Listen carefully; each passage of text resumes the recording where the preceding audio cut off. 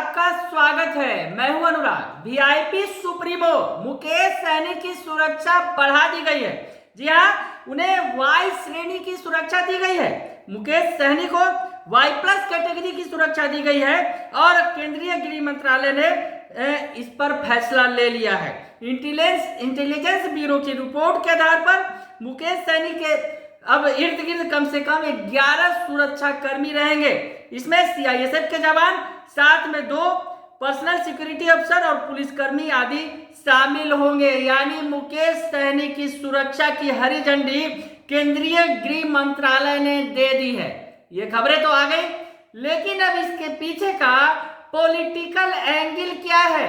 आखिर मुकेश सहनी को इतनी सुरक्षा की जरूरत कैसे पड़ गई और केंद्र की बीजेपी सरकार आखिर इतनी मेहरबान कैसे हो गई मुकेश सहनी पर कि उन्हें तुरंत वाई प्लस श्रेणी की सुरक्षा दे दी गई?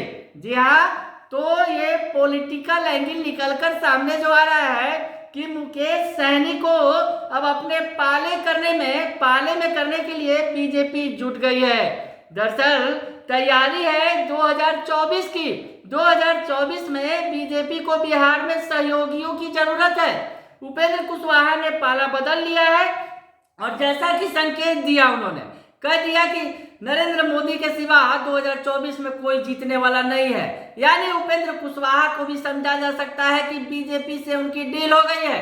उधर उपेंद्र कुशवाहा के अलावा चिराग पासवान भी उनके सहयोगी रहे हैं और चिराग पासवान अक्सर कहते रहे हैं कि वो सहयोगी है। हालांकि औपचारिक तौर पर इसका ऐलान नहीं किया गया है, क्योंकि उनके चाचा जो है वो अलग गुट बनाकर सरकार में शामिल है, पशुपति कुमार पारस। तो अपने सहयोगियों का कुनबा बढ़ाने में जुट गई है बीजेपी 2024 के पहले मजबूत करने में। वीआईपी सुप्रीमो जिस तरह से, हालांकि पिछले दिनों की बात करें तो वीआईपी सुप्रीमो को किस तरह से निकाल दिया गया था, या कहा जाए कि दूध की मक्खी की तरह उन्हें बाहर कर दिया गया था। वीआईपी सुप्रीमो मुकेश सहनी को उनके जो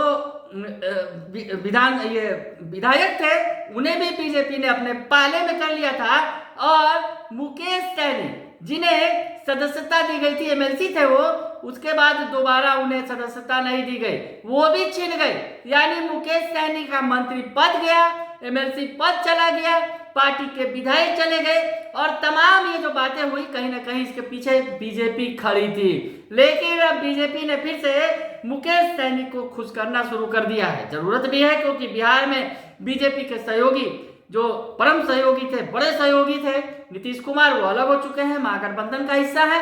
तो ऐसे में बीजेपी 2024 के पहले अपना कुनबा मजबूत करने में जुट गई है। इसीलिए मुकेश सहनी की सुरक्षा को भी मजबूत कर दिया गया है। मुकेश सहनी जो अब वाई प्लस श्रेणी में रहेंगे और केंद्रीय गृह मंत्रालय से हरी झंडी मिल गई है। यानी मुकेश सहनी के इर्द गिर्द 11 जो सुरक्षा कर्मियों का घेरा होगा।